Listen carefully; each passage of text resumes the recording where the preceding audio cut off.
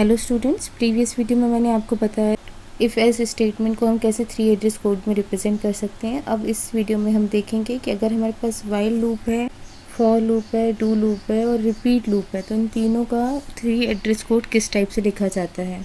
तो हमें गिवन है i equals to 1, x equals to 0, while i is less than equals to n, x equals to x plus 1 and i equals to i plus 1। इस code का मतलब क्या है, initially i equals to 1 करना है, तो ये क्योंकि 3 एड्रेस कोड फॉर्मेट में ही है तो ये एज इट इज़ रहेगा। x इक्वल्स टू 0, ये भी 3 एड्रेस कोड में एज इट इज़ रहेगा।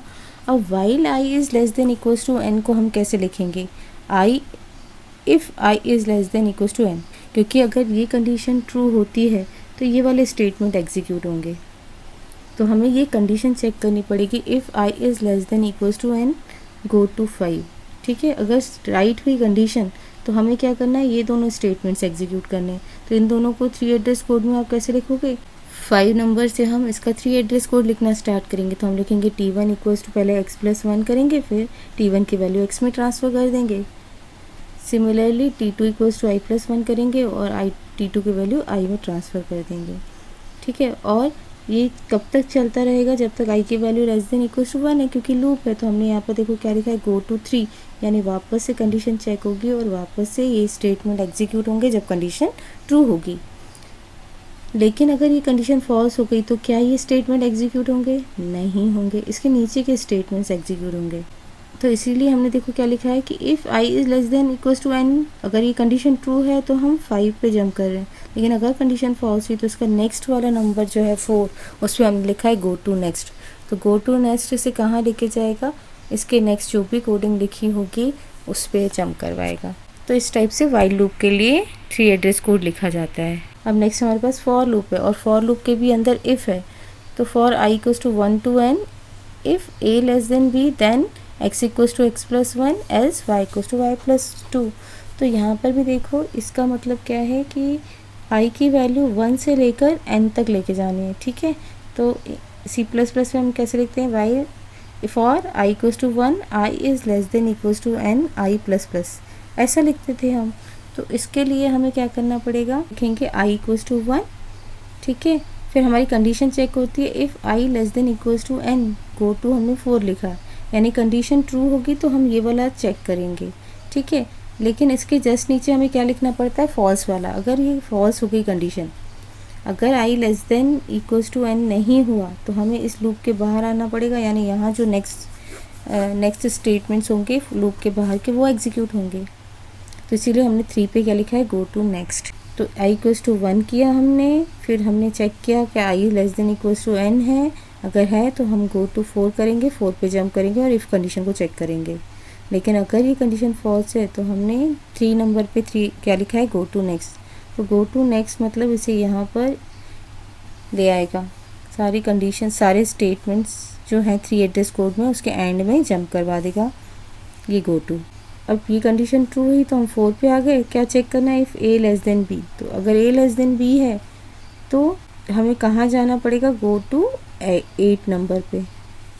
अगर कंडीशन ट्रू होती है तो हमें x equals to x plus 1 करना है, तो ट्रू वाले के लिए हम जंप करवाते हैं, लेकिन फॉल्स वाले पे उसके नीचे लिखते हैं। अगर ये कंडीशन फॉल्स हो जाती है तो क्या करना है, फॉल्स वाले में y equals to y plus 2 करना है। तो इसके लिए 3 एड्रेस कोड कैसे लिखा जाएगा, t1 equals to y plus 2 और y इक्वल्स टू t1 और गो टू 10। अब देखो 10 पे हमने क्या लिखा है, t3 equals to i plus 1 और i इक्वल्स टू t3। क्यों, क्योंकि लूप में मैंने आपको क्या बताया, i इक्वल्स टू 1 होता है, फिर i is less than equals to n होता है, फिर i की वैल्यू इंक्रीमेंट होती है प्लस 1 से, i equals to i plus 1 होता है। तो i equals to i plus 1 को कैसे लिखोगे, t3 equals to i plus 1 और i इक्वल्स टू t3।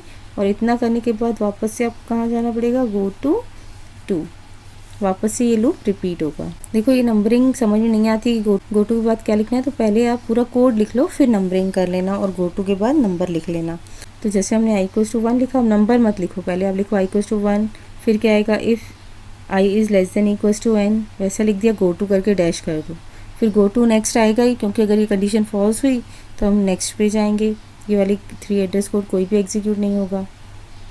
अब कंडीशन ट्रू वाला हम इसके बाद लिखेंगे, क्या चेक करना है, if A is less than B, तो A is less than B go to dash कर दो। अगर कंडीशन ट्रू हो गई तो हम कहीं पर जंप करेंगे, और कंडीशन फॉल्स हुई तो उसके नीचे वाला स्टेटमेंट जो होता है, नीचे वाला 3 एड्रेस कोड कौन सा होता है, फॉल्स वाला, तो ये वाला स्टेटमेंट एग्जीक्यूट होगा। इसका 3 एड्रेस कोड क्या होगा, T1 equals to Y plus 2 और y इक्वल्स टू T1।